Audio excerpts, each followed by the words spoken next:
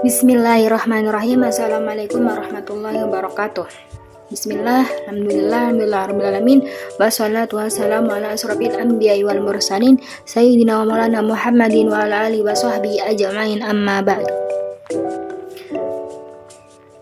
Baiklah, pertama-tama yang saya hormati Bu dosen pengampu mata kuliah teknologi pembelajaran, yaitu Ibu Rosmalina Kemala Eskom MPD. Baik, di sini saya akan mempresentasikan tugas final dari teknologi pembelajaran. Saya akan menjelaskan pengertian teknologi pembelajaran dan menjelaskan perbedaannya dengan media pembelajaran. Nah, sebelum itu saya akan menjelaskan apa itu pengertian dari teknologi pembelajaran. Teknologi pembelajaran itu suatu bidang yang berfokus pada pengembangan, penerapan, dan evaluasi berbagai alat, metode, dan teknik untuk mempermudah teknologi pembelajaran yang melibatkan penggunaan perangkat keras yang dinamakan hardware dan lunak yang dinamakan software untuk menyampaikan pesan pembelajaran secara efektif dan efisien.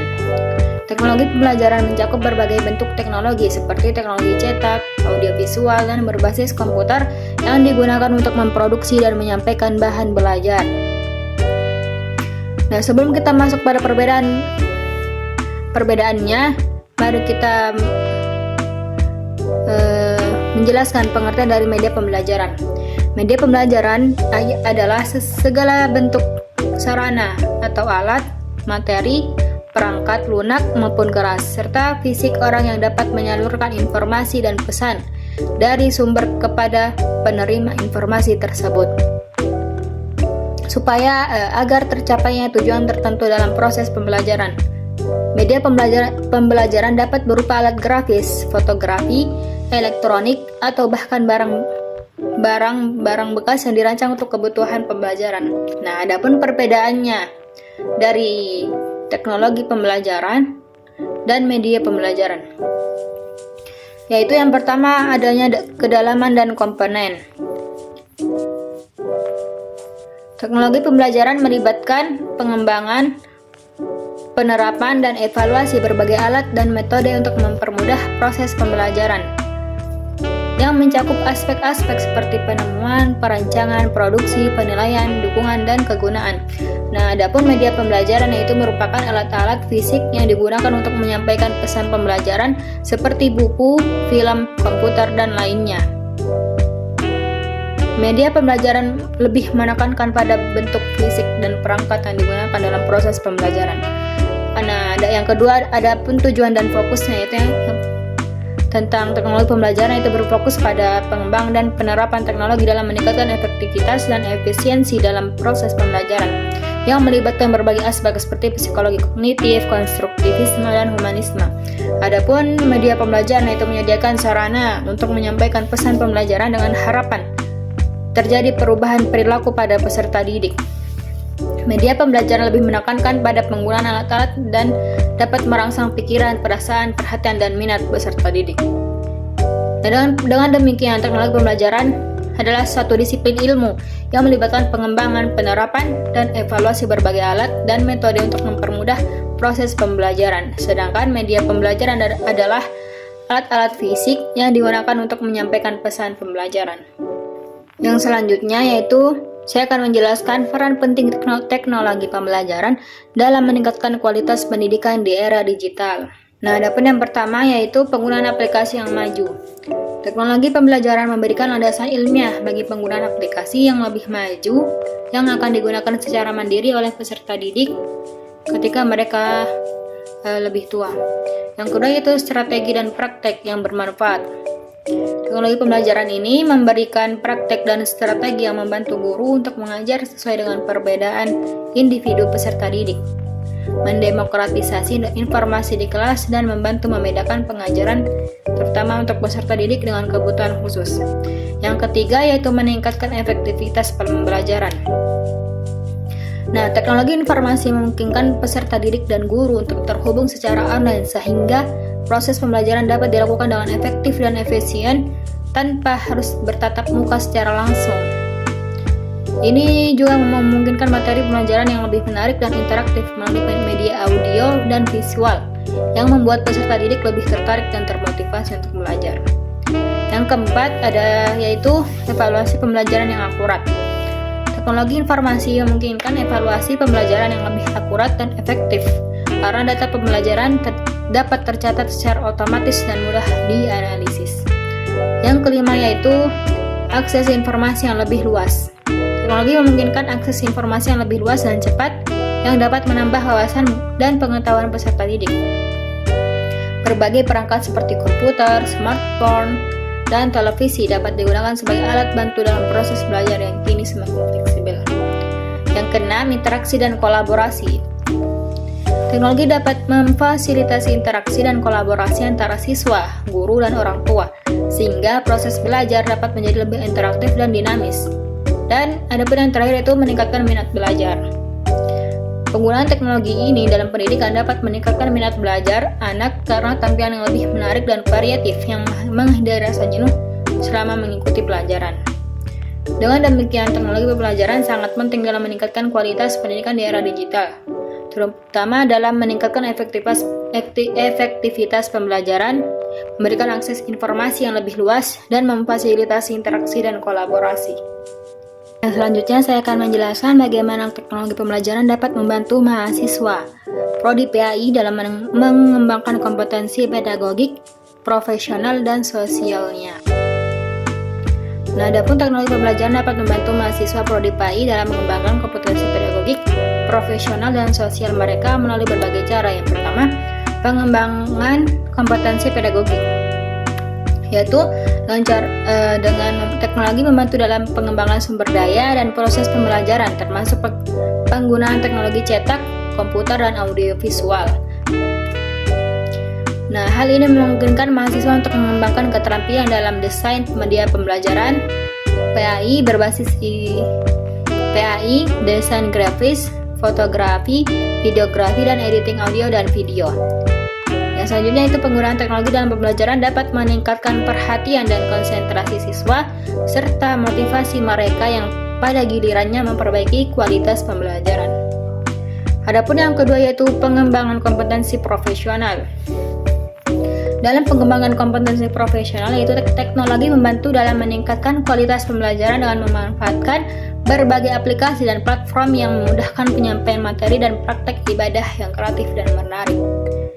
Adapun yang selanjutnya itu penggunaan teknologi dalam pembelajaran juga memungkinkan dosen dan mahasiswa untuk tetap berkomunikasi dan berinteraksi meskipun tidak melakukan tatap muka langsung, yang penting dalam mengembangkan keterampilan profesional. Yang ketiga itu pengembangan kompetensi sosial. Dalam pengembangan kompetensi sosial ini, teknologi membantu dalam meningkatkan interaksi dan kolaborasi antar mahasiswa dan dosen, yang memungkinkan mahasiswa untuk berpartisipasi secara aktif dalam kegiatan pembelajaran dan berinteraksi dengan dosen dan sesama mahasiswa. Yang selanjutnya yaitu penggunaan teknologi dalam pembelajaran juga dapat mempererat hubungan antara ilmu agama dan iptek, serta memperkuat hubungan dengan para ahli pengetahuan agama lainnya, yang penting dalam mengembangkan kompetensi sosial. Nah, dengan demikian, teknologi pembelajaran dapat membantu mahasiswa Prodi PAI dalam mengembangkan kompetensi pedagogik, profesional, dan sosial mereka melalui berbagai aspek pembelajaran yang lebih efektif, interaktif, dan inovatif. Selanjutnya, saya akan menjelaskan bagaimana tantangan dan solusi dalam menerapkan teknologi pembelajaran di sekolah. Adapun tantangan dan solusi menerapkan teknologi pembelajaran yaitu yang di sekolah-sekolah yaitu yang pertama meliputi keterbatasan infrastruktur teknologi. Banyak sekolah yang tidak memiliki akses yang memadai di teknologi seperti perangkat keras dan jaringan yang stabil. Yang kedua yaitu adanya konten digital yang tidak memadai. Tidak semua materi pembelajaran tersedia dalam format digital yang memerlukan waktu dan sumber daya untuk mengembangkan konten yang sesuai dengan kurikulum. Yang ketiga yaitu kompetensi guru. Banyak guru yang belum terbiasa atau kurang terlatih dalam memanfaatkan teknologi secara efektif dalam proses pembelajaran yang membutuhkan pelatihan yang berkelanjutan. melanjutkan. Yang keempat, kurikulum yang tidak fleksibel.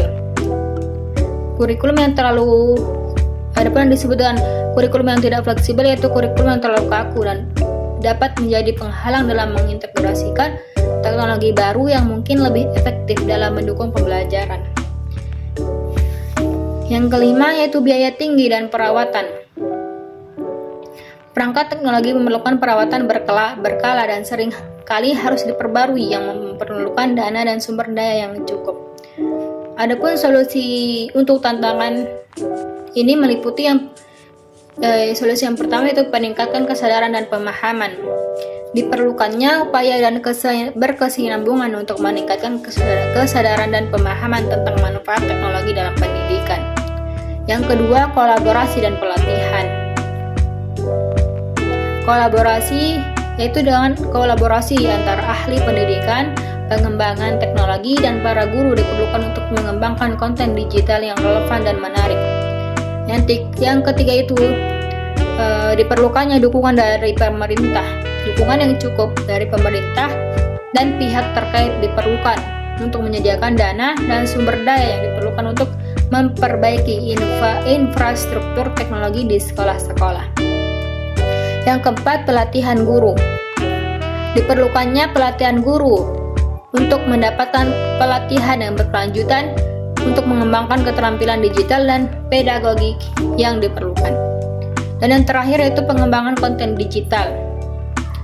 Nah, sekolah-sekolah harus terus-menerus mengembangkan konten digital yang sesuai dengan kurikulum dan relevan bagi siswa.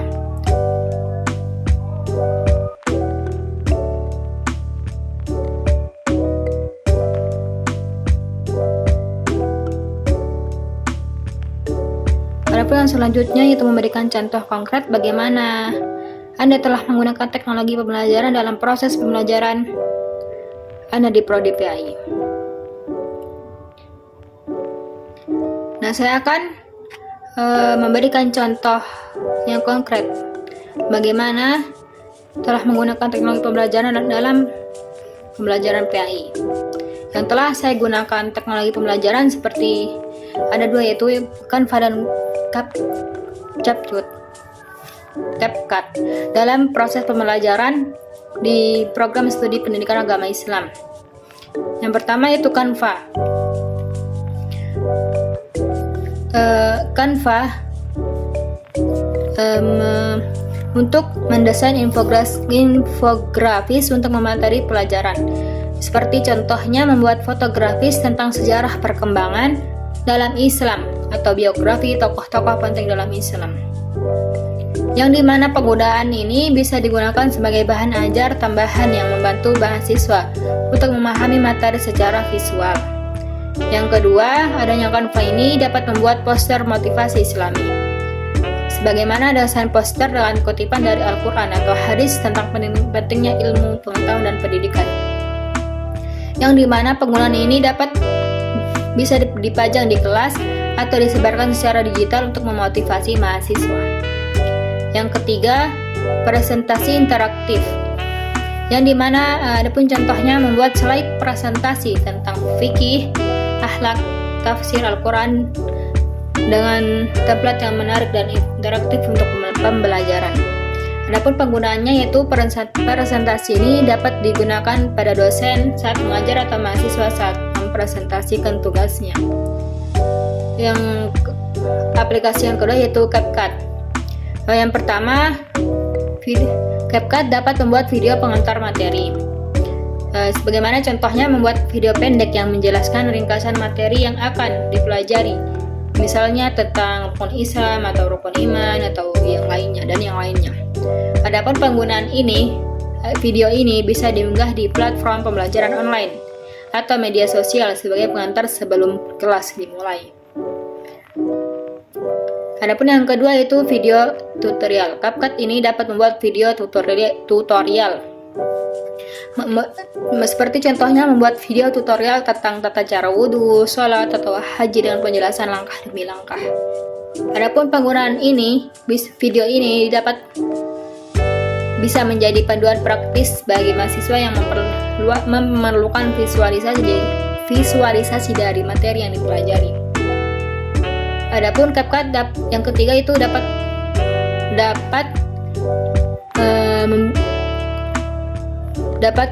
membuat proyek video mahasiswa, yaitu sebagaimana contohnya mengajak mahasiswa untuk membuat proyek video tentang topik tertentu seperti wawancara dengan tokoh agama atau dokumentasi keagamannya.